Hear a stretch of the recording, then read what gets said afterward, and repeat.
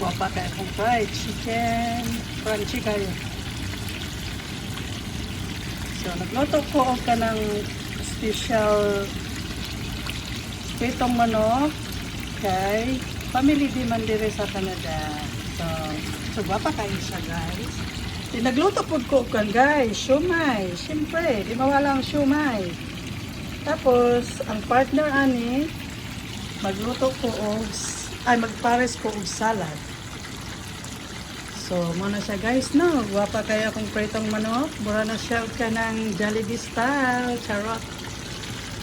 So, yun lang, guys. Thank you for watching.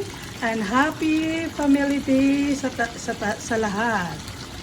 And God bless you all. Ingat-ingat. Bye!